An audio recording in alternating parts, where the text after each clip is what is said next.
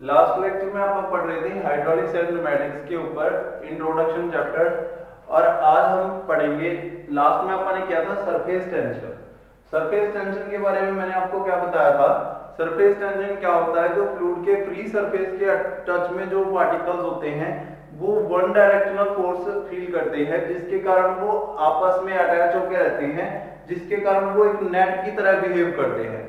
ठीक है, जैसे आप नेट के ऊपर एक जगह पर हाथ लगाते हो तो पूरा नेट नीचे की ओर हो जाता है, वैसे ही वो भी सेम फ्लूइड पार्टिकल्स क्या करते हैं, उसका फ्री सरफेस जो होता है वो नेट की तरह वर्क करता है।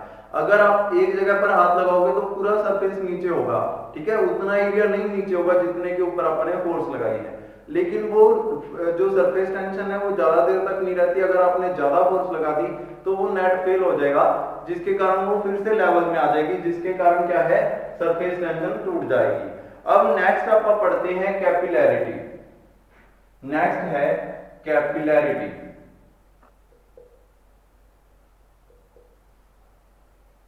अब ये होता है कैपिलैरिटी, अपन ने बहुत जगह पे देखी होगी। कई जगह पे आपने देखा होगा कि आप क्या करते हो, एक दिया जलाते हो, दिए के अंदर क्या करते हैं, एक बाती रखते हैं दिए के अंदर। जिस बाती को जो बाती होती है वो किससे बनी रहती है, रुई से बनी रहती है, और उसके बहुत सारे पार्टिकल्स होते हैं, जैसे कि छोटी छोटी बारीक पाइप की तरह। ठीक है, तो उन पाइप्स के अंदर क्या फेनोमेनन होता है कि अगर आप फ्लूइड को कैपिलैरिटी के अंदर रखते हैं, मतलब कि कैपिलैरिटी ट्यूब एक बहुत ही माइनर डायमीटर ट्यूब होती है, अगर उसको किसी फ्लूइड में रखेंगे तो उसके ऊपर इफेक्ट आता है, या तो वो अपने नॉर्मल जो सरफेस है उससे ऊपर की ओर चली जाती है, या नॉर्मल सरफेस है उससे नीचे की ओर चली जाती है। ठीक है, अब ये कैसे होता है थोड़ा सा आप बना लेते हैं डायग्राम, उससे क्लियर हो जाएगा। जैसे कि एक कंटेनर है, कंटेनर के अंदर आपने एक कैपिलर ट्यूब रखी। कैपिलर ट्यूब मतलब कि बहुत ही माइनर डायामीटर ट्यूब, बहुत ही बारीक जिसका डायमीटर हो। ठीक है, ऐसी एक ट्यूब को आप उसके अंदर रखते हैं। तो अब क्या होता है, यहाँ पे अगर मैंने ये ट्यूब रखी इसके अंदर जिसका डायामीटर बहुत ही कम है, तो ये क्या करती है, ये नॉर्मल सरफेस जो है वाटर का फ्री सरफेस ये वाला, उसके लेवल में नहीं रहती। या तो ये दो तरीके के इफेक्ट आते हैं, कैपिलैरिटी राइज और कैपिलैरिटी फॉल। तो कैपिलैरिटी राइज के अंदर क्या होता है, जो कैपिलर ट्यूब होती है वो नॉर्मल सरफेस से ऊपर तक फिल हो जाती है, लाइक यहां तक। ठीक है, अब यहां पे क्या हो रहा है, इस फेनोमेनन के अंदर यहां पे कैपिलैरिटी राइज हो रहा है। ठीक है, अगर फ्लूइड जो है वो थिन है, वो क्या है, डेंसिटी उसकी लो है, डेंसिटी बहुत कम है, जैसे कि वाटर है, वाटर की डेंसिटी कम होती है। ठीक है, तो ये क्या करेगा, ये फ्लूइड पार्टिकल को ऊपर तक ले जाएगा, मतलब कि फ्लूइड के साथ ये जो लेवल है फ्लूइड का उससे ऊपर तक चला जाएगा। तो ये फेनोमेनन जो हो रहा है, ये क्या हो रहा है, ये कैपिलैरिटी राइज हो रहा है। यहाँ पे क्या था, वाटर था, वाटर का ओरिजिनल लेवल ये वाला था, लेकिन जब इसके अंदर कैपिलरी ट्यूब रखी गई तो उसने क्या किया, उसने अपने ओरिजिनल लेवल के बजाय थोड़ा सा ऊपर उठ गई, इतना राइज हो गया, कैपिलरिटी राइज हो गया। ठीक है, नेक्स्ट आता है कैपिलरिटी फॉल। वो कैसे होता है, जब आप किसी thick material like dense material के अंदर आप कैपिलर ट्यूब को रखते हो, डेंस मटेरियल जैसे कि मरकरी। अब यहाँ पे मरकरी का एग्जांपल रखते हैं आप।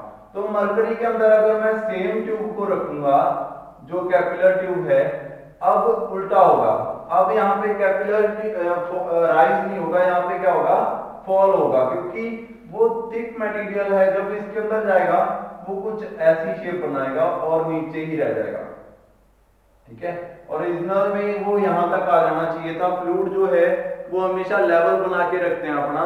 ठीक है, जितना लेवल उसका बाकी फ्लूइड का है उतना ही लेवल इसका भी होना चाहिए था, लेकिन कैपिलर ट्यूब के अंदर होने के कारण इसने क्या किया, फ्लूइड जो है ओरिजिनल से नीचे कम रह गया। ठीक है, जिसके कारण क्या हो गया, ये कैपिलरिटी फॉल हो गया। ठीक है, यहाँ पे दो कंडीशंस हैं, कैपिलरिटी राइज, कैपिलरी राइज लिख सकते हो इसको। ठीक है, कैपिलरी राइज ऊपर उठ जाना, कैपिलरी फॉल, कैपिलरी फॉल, नीचे गिर जाना। ठीक है, यहां पे क्या है, ये मरकरी है और यहां पे क्या है, दूसरी तरफ ये वाटर है। ठीक है, ये मरकरी, मरकरी की कंडीशन में ये नीचे रह गया और वाटर की कंडीशन में ये ऊपर चला गया। तो जैसे ऑयल्स हैं, ऑयल के अंदर भी आपने देखा होगा, यहाँ पे आप बाती लगाते हो तो उस बाती के अंदर भी सेम बहुत ही छोटी छोटी माइनर जो है उसके रेशे जो है वो कैसे वर्क करते हैं, वो कैपिलर ट्यूब की तरह वर्क करते हैं, जो कि उसको ऊपर उठा देता है फ्लूइड को। ठीक है, नॉर्मल से ऊपर उठा देता है और जैसे जैसे आगे उसके आग जलती रहती है, वो आग उस फ्लूइड को जलाती रहती है, जिसके कारण वहां पे फ्लूइड की कमी हो जाती है, फिर से और फ्लूइड उसके अंदर चला जाता है। ऐसे ही वो कैपिलर राइज कंटिन्यू वर्क करता रहता है। ठीक है, और ऐसे ही यहाँ पे भी ये चीज आपने देख ली दोनों तरफ। ठीक है, कि कौन कौन से फ्लूइड ऐसे हैं जिनके अंदर कैपिलर राइज होगा और कौन कौन से फ्लूइड ऐसे हैं जिनके अंदर कैपिलर फॉल होगा। ये डिपेंड करता है according to the density of fluid. ठीक है, तो डेंसिटी कैसी है उसके अकॉर्डिंग ये वर्क करता है। तो डेफिनेशन देख लेते हैं। It is defined as the phenomenon, it is defined as the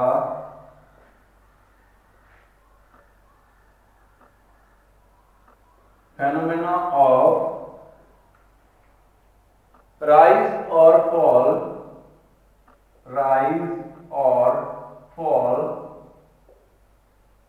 of liquid from, जो है राइज और fall of liquid surface in a small tube, या लिख देता हूं पूरा, rise and fall of surface of liquid, of surface of liquid in a small diameter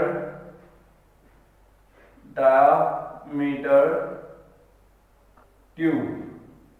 small diameter tube के अंदर, ध्यान दो फिर से पढ़ते हैं, it is defined as the phenomena of rise, या तो बढ़ जाना फ्लूइड के लेवल का या कम हो जाना, राइज और fall of surface of liquid in a small diameter tube, बहुत ही छोटी डायमीटर की ट्यूब को के अंदर उसका क्या हो जाना, डायमीटर का जो सरफेस है उसका कम या ज्यादा हो जाना, रिलेटिव टू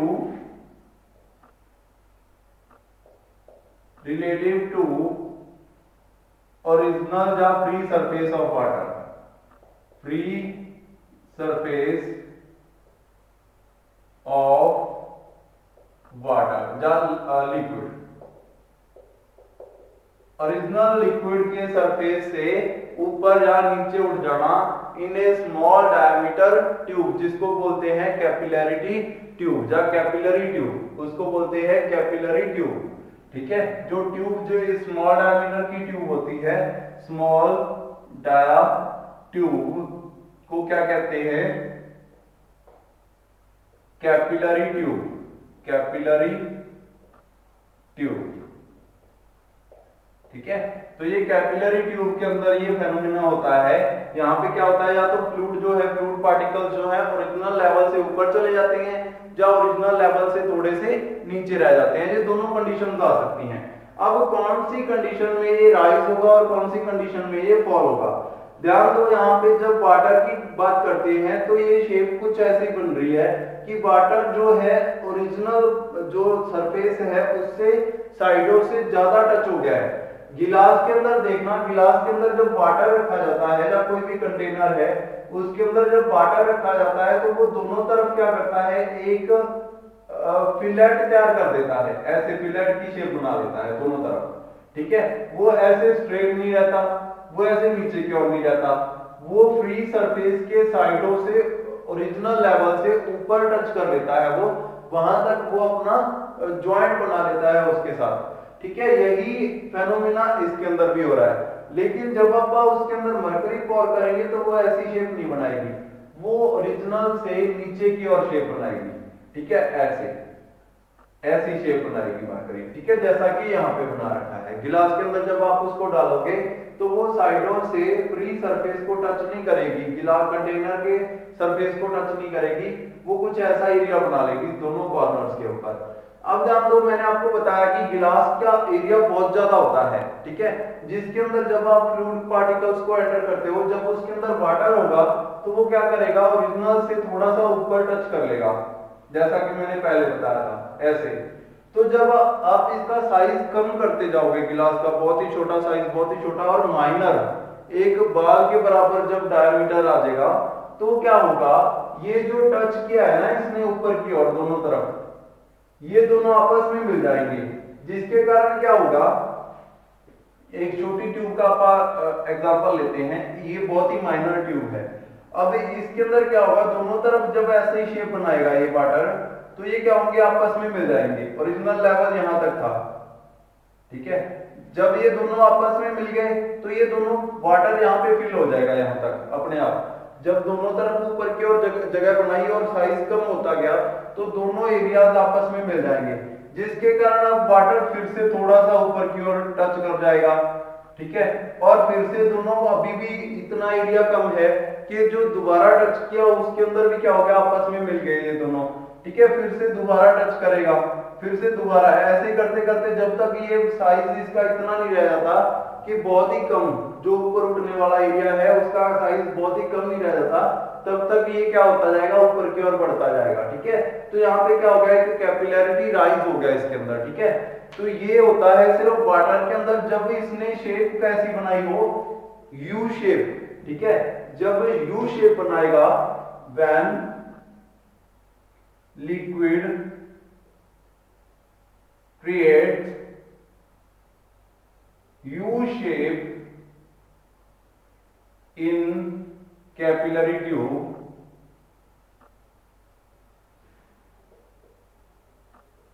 तो क्या होगा, यहां पे कैपिलरी राइज होगा, कैपिलरी राइज होगा। और जब उल्टा यू शेप बनाएगा, ठीक है, उल्टी यू शेप बनाएगा तो क्या होगा, कैपिलरी फॉल होगा, जैसे कि मरकरी वाली कंडीशन में। अगर मरकरी को गिलास में रखेंगे ना तो भी वो सरफेस को टच नहीं करेगी, तो भी वो सरफेस से दूर रहेगी, और यही कंडीशन तब होती है जब आप कैपिलरी ट्यूब उसके अंदर रखते हैं। तो जैसे ही उसके अंदर मेरे को फिर दबानी पड़ेगी कैपिलरी, इसके अंदर तो अपने आप नीचे चली जाएगी, उसके अंदर मेरे को दबानी पड़ेगी मरकरी के अंदर, जिसके कारण जो उसका फ्लूइड है वो नीचे की ओर दब जाएगा, ओरिजिनल सिचुएशन, ओरिजिनल जो उसका सरफेस है उससे नीचे चला जाएगा अपने आप, ठीक है, क्योंकि उसके साथ ही दब गया वो। तो यहाँ पे यही कंडीशन हो रही है। देखो, आप मिट्टी के अंदर कुछ दबा दो, ठीक है, मिट्टी के अंदर आप कोई पाइप ले लो, पाइप से मिट्टी के अंदर ऐसे दबाने की कोशिश करो, जो रेत होती है, तो रेत क्या होगी, चारों तरफ से बाहर निकल जाएगी, और जो ट्यूब होती है उतने एरिया में वो कम रह जाएगी। जब आप उसको हटाओगे तो वहां पे ऐसी ही शेप बन जाएगी, ऐसी शेप, ठीक है।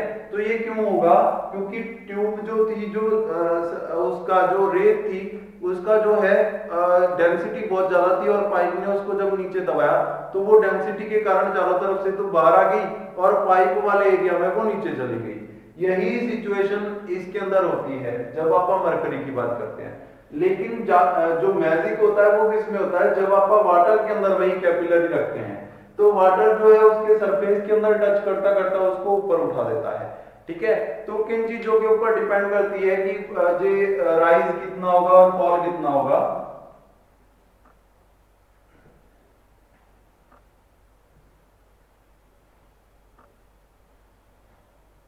लास्ट टॉपिक है ये इस चैप्टर का।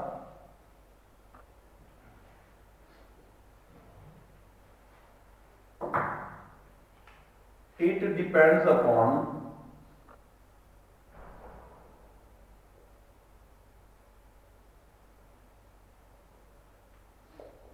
अब कौन कौन से फैक्टर हैं जिनके ऊपर ये डिपेंड करता है कि ये कैपिलरी राइज कितना होगा और फॉल कितना होगा। अगर फॉल हो रहा है तो फॉल होगा या राइज होगा, ये भी, ये सारी चीजें किन चीजों के ऊपर डिपेंड करती हैं, ये टर्म्स आएंगी इसके अंदर। तो सबसे पहला होता है, सबसे फर्स्ट टर्म होती है स्पेसिफिक वेट।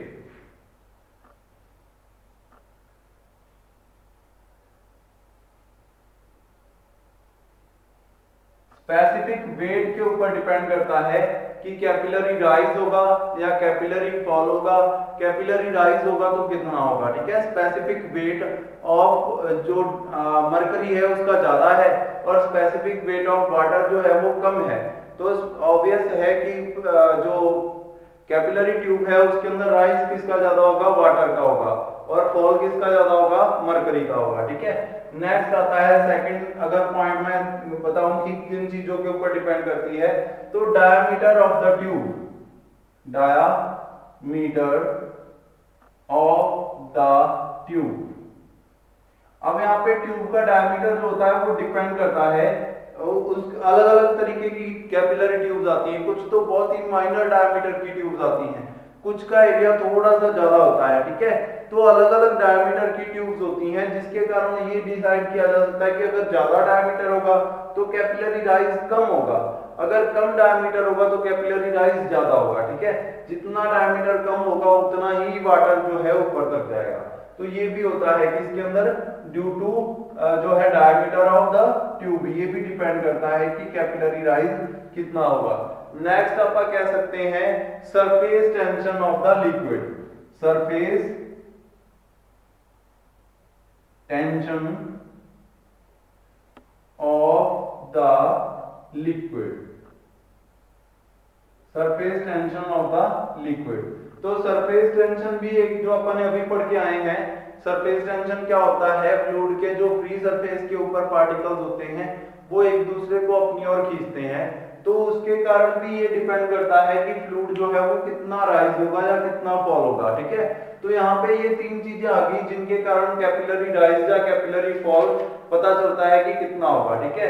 तो ये इंपॉर्टेंट है तीनों टर्म्स, क्योंकि 2 नंबर में क्वेश्चन आएगा कि इनमें से कौन सी टर्म ऐसी है जो फ्लूइड में कैपिलरी राइज या कैपिलरी फॉल को डिपेंड करती है, जिनके ऊपर वो डिपेंड करता है, ठीक है। तो यहाँ पे कौन कौन सी आ गई, स्पेसिफिक वेट, स्पेसिफिक वेट अगर ज्यादा होगा तो कैपिलरी राइज कम होगा, ठीक है। अगर स्पेसिफिक वेट कम होगा तो कैपिलरी राइज ज्यादा होगा, ठीक है। वो सिर्फ अपन सीधा एग्जांपल लेके चलते हैं, अगर इसको मैं हवा में उछालूं, अगर इसका वजन कम होगा तो ये अपने आप ऊपर तक जाएगा, ठीक है। अगर इसका वजन ज्यादा होगा तो ये ऊपर तक नहीं जा पाएगा, तो ये होता है स्पेसिफिक वेट के कारण। नेक्स्ट आता है डायमीटर ऑफ द ट्यूब, उसका ट्यूब का डायमीटर कितना है, अगर माइनर डायमीटर है, बहुत ही कम डायमीटर है, तो वो ऊपर तक जाएगा, ठीक है, राइज ज्यादा होगा। अगर डायमीटर ज्यादा है तो एरिया ज्यादा होने के कारण उसके अंदर स्पेसिफिक वेट बढ़ गया, जिसके कारण राइज ज्यादा नहीं हो पाएगा। उसके बाद surface tension of the liquid, surface tension कितनी है ये भी डिपेंड करता है, ठीक है। तो अपन ने बहुत सारी जो है प्रॉपर्टीज इसके अंदर पढ़ी। बल्क मॉडुलस की बात कर रहे थे उससे पहले, बल्क मॉडुलस बहुत इंपॉर्टेंट टर्म है, के से डिनोट करते हैं जिसको, ठीक है, कि कितना जो है रेशो कितनी है, आपने कितनी उसके ऊपर स्ट्रेस डाली, ये इंपॉर्टेंट है, इसलिए दोबारा बता रहा हूं इसको। ये टॉपिक आपका कंप्लीट हो चुका है, ठीक है। नेक्स्ट अपन ने जो पीछे पढ़ा था उसके बारे में थोड़ा सा फिर से समझ लेते हैं। इंपॉर्टेंट टर्म्स जो है, बल्क मॉडुलस क्वेश्चन आता है पेपर में हर बार, बल्क मॉडुलस फिर से देख लेते हैं थोड़ा सा, के बल्क मॉडुलस को के से लिखते हैं। तो स्ट्रेस कितनी डाली किसी फ्लूइड को आपने कंप्रेस करने के लिए, और उसने वॉल्यूमेट्रिक चेंज कितना कर लिया खुद में, ठीक है। जब आप स्ट्रेस डालोगे तो वॉल्यूमेट्रिक चेंज होगा, तो जब आपने इसके ऊपर स्ट्रेस डाली जो कि आपकी थी वॉल्यूमेट्रिक स्ट्रेन इसको डाल करने के लिए, ठीक है, तो कंप्रेस किया था आपने, तो कंप्रेसिव स्ट्रेस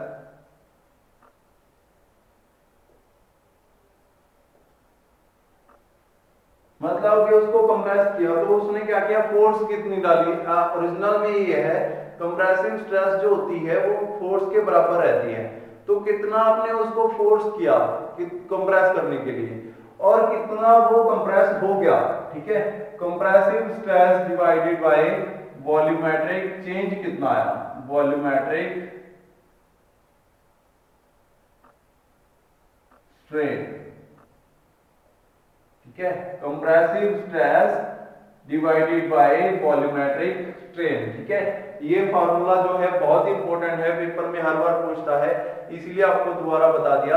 तो यहाँ पे अपन ने ये फर्स्ट चैप्टर कर लिया है कंप्लीट। जिसके अंदर आपने प्रॉपर्टीज ऑफ फ्लूइड पढ़ा, ठीक है, कि कौन कौन सी प्रॉपर्टीज है फ्लूइड की, और फ्लूइड होता क्या है, हाइड्रोलिक्स क्या होता है, हाइड्रोर से बना है, ग्रीक वर्ड है जिसका मतलब होता है वाटर, ठीक है। फ्लूइड मैकेनिक्स कौन सी होती है, branch of engineering science which deals with the behave of water in different conditions। बहुत सारी कंडीशंस के अंदर अपने वाटर के ऊपर जो बिहेव बनता है उसका वो समझना है फ्लूइड मैकेनिक्स के अंदर।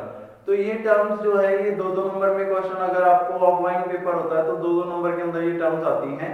अगर ऑनलाइन पेपर हुआ तो उसके अंदर वही है, एक एक नंबर के क्वेश्चन आएंगे जिसके अंदर आपको पूछेंगे कि जो behave of engineering behave of water है वो किस स्टडी में आप पढ़ते हैं, फ्लूइड मैकेनिक्स में पढ़ते हैं या कोई और ब्रांचेस बता देगा डिफरेंट, तो आपको बताना होगा कि किस ब्रांच के अंदर आप फ्लूइड का बिहेवियर को स्टडी करते हैं, तो वो किस में होता है, फ्लूइड मैकेनिक्स के अंदर, ठीक है। एक 3 टर्म्स जो थी बहुत ही इंपॉर्टेंट है, जो फ्लूइड मैकेनिक्स को है आप 3 हिस्सों में डिवाइड करते हैं। स्टैटिक्स जिसके अंदर रुका हुआ है, ठीक है, स्टैटिक्स का मतलब है फ्लूइड रुका हुआ है उसके ऊपर कौन कौन सी फोर्सेस इफेक्ट करनी है उसको आप पढ़ेंगे स्टैटिक्स के अंदर। डायनामिक्स के अंदर आप पढ़ेंगे सिर्फ फोर्सेस जो उसको डायनामिक्स के अंदर आप पढ़ेंगे फोर्सेस प्लस मोशन दोनों को, ठीक है, और काइनेमैटिक्स के अंदर सिर्फ मोशन को स्टडी करेंगे आप, ठीक है। ये ब्रांचेस आप डिफरेंट टाइप के उसको आप अलग अलग डिवाइड कर सकते हैं, ठीक है। तो ये था आपका चैप्टर इंट्रोडक्शन, ये कंप्लीट हो चुका है। नेक्स्ट लेक्चर में अपन नेक्स्ट चैप्टर शुरू करेंगे। आज के लिए इतना ही, थैंक यू।